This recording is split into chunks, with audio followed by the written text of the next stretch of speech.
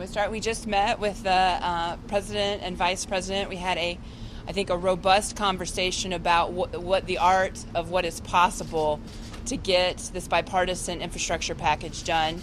That's why 369 mayors, Democrats and Republicans and independents from all 50 states and the District of Columbia came together to sign a letter to the congressional delegation to get this legislation done.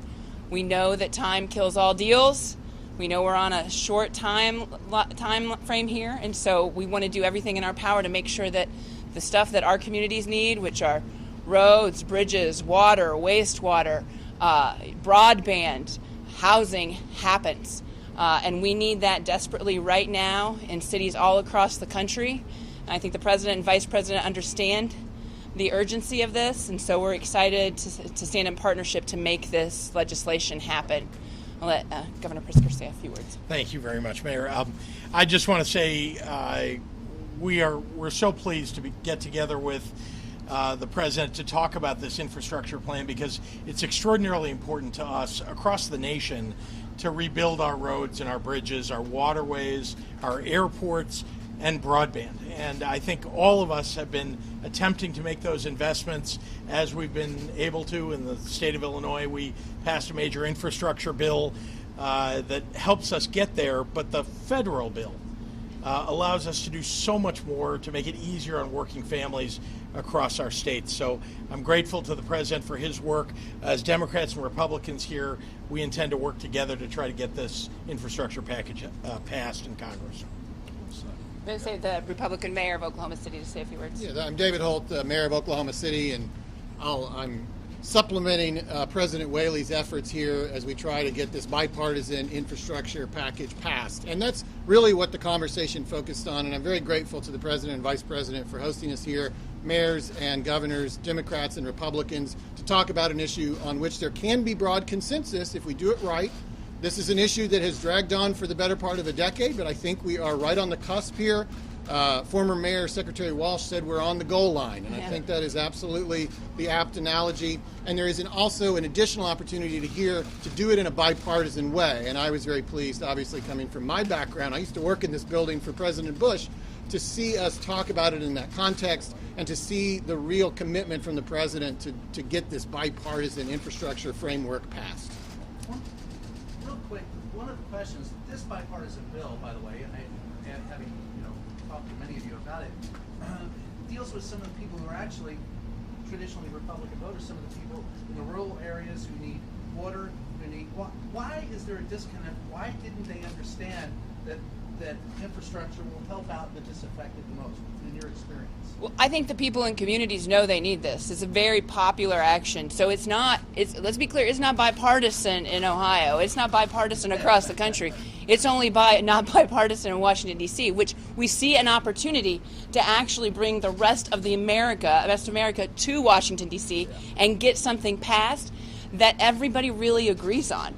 So that's what we're calling on. We're calling on Congress to do what their folks want them to do and to pass this bill. And we can see a bipartisan route, which would be good for the democracy.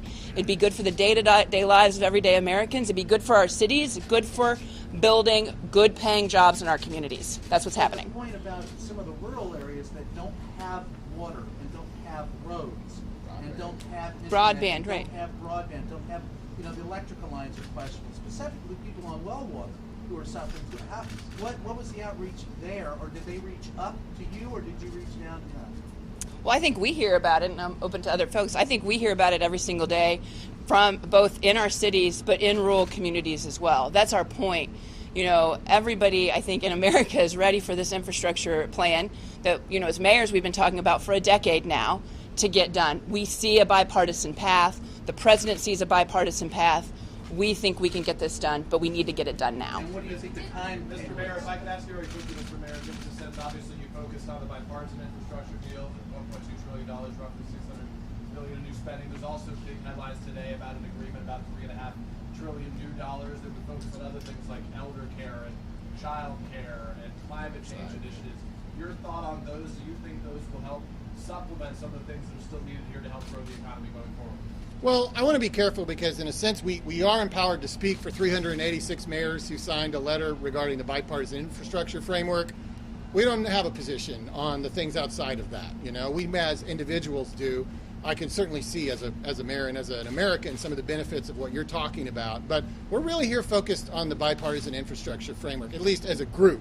Individuals here may want to speak to the specific Then things. we'll ask for individuals. Governor Pritzker, Sure. perhaps you or perhaps Yeah, I will say I raised in the meeting a subject that's extraordinarily important to me, and that's investment in early childhood development and early childhood education and child care. We've made great strides in the state of Illinois, but boy, we need to make more. And this is a problem for families all across America. If you want to know why many people haven't gotten back to work yet, even though there are help wanted signs, it's often because they can't find Amen. affordable child care. So we need a human infrastructure bill, and I know that that's my position. I don't speak for anybody else here, but I can say that an American Families Plan would be tremendously helpful in this regard. I would just add to that from the New Jersey perspective, and I think the word I used inside was I give huge applause to the president and vice president for an enlightened definition of infrastructure. Yeah. So it's not just the hard asset bipartisan elements, which are extremely important, and none of us take that for granted. But if you look at child care, pre-K, free access to community college or four-year institutions for those in need, affordable housing, climate, the whole long list. I don't think this is an either or. I think it's an and both moment. Did inflation or the pay-fors come up at all during this meeting? If the concerns about inflation or how that might affect? Modestly at the beginning, I think when members of the press were in the room, we were much more focused on the investments, as I think we should be. Some of you were here months ago talking about the American Rescue Plan. Presumably some of that money has made it into your communities at this point. What does that look like? Are there any hiccups that you've had along the way in getting that money out of your hand? Come on, Mayor. Michael Hancock from Denver.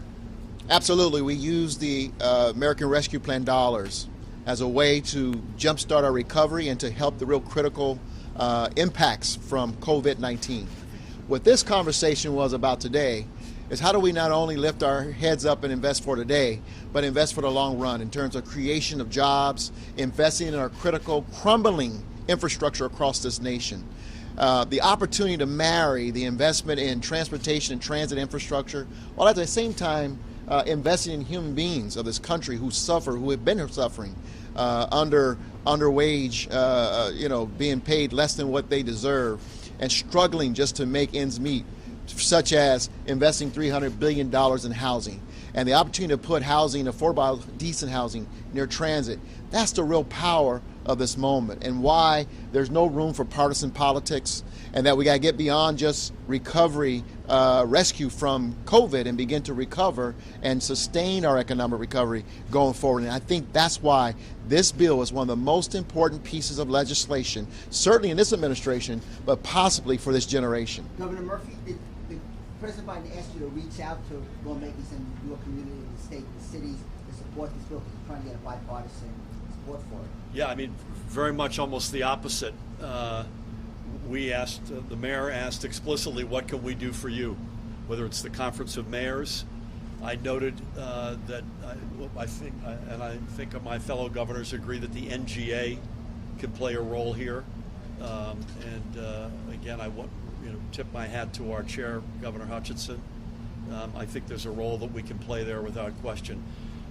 The fact of the matter is the president made the point emphatically, and he's made it before. Infrastructure has historically been one of, if not the most bipartisan policy agenda items of any. And there's no reason why we can't recapture that as both Democrats and Republicans. And that's the spirit that the president and vice president has, and I think that's the spirit that all of us have as we had that discussion today and as we go forth from here. So do you see it as a way to step forward to increase bipartisanship on other issues?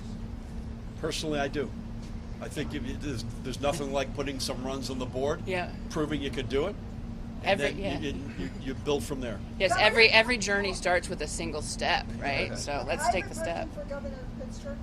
Yes, ma'am. We have 5 on this thing of bipartisanship. There are 5 Republican House members from Illinois. Is there any what do you think it would take to even have them consider a yes vote at least on either the infrastructure bill or the Democratic reconciliation bill? So many of the things you talked about. Well, let's talk about the infrastructure bill. I mean, I think if they understood that the roads and bridges in their districts, remember, their districts for the most part are outside of the city of Chicago and for the most part outside of the collar counties in Illinois. And the result is there are many, many more miles of roads that need to be repaired in those areas. Not to mention, we've got to replace our lead line pipes across the state of Illinois. We've got to make sure we're rebuilding our bridges. We just saw a flood in Seneca, Illinois, that took out a bridge and left a car, and somebody in real danger there. This is happening more and more often. We need to rebuild our infrastructure, and it's in many of their districts in which the greatest help is needed. Is there any scenario, though, where you think they're persuadable as a practical matter? I do. I think that there's a common view, and you're hearing it a bit here. There's a common view that this ought not be a partisan endeavor, and that everybody has challenges of infrastructure, whatever their district is, whatever state they're in. And Biden said at the beginning of your meeting that there is some linkage between the bills, that the two are related, and there's a thought it makes it harder. Do you think there ought to be an official separation on these votes?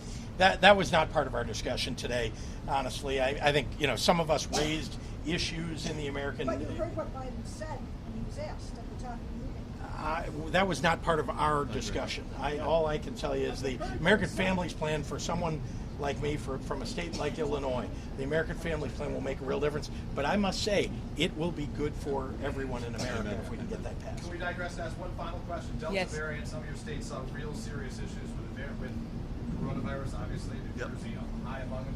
The Delta variant numbers are getting to be very concerning for a lot of people. Your sense on that and what message you can share at this moment? Yeah, we're the densest state in America. We have all the variants. The Delta variant is the most common right now in New Jersey, and we take it very seriously. Having said that, we have just over 300 people in our hospital from COVID. I believe all of them are unvaccinated. So an unambiguous message from me, and I suspect from a lot of us, Yes. get vaccinated. Please, please. That doesn't necessarily mean you can't get COVID, but it is highly effective, if not 100% effective, keeping you out of the hospital or, God forbid, worse. That's my big message. Great, thank Thank you you. guys. Thank We gotta you. wrap it up. You're on a Thank you. tight schedule. Thank you.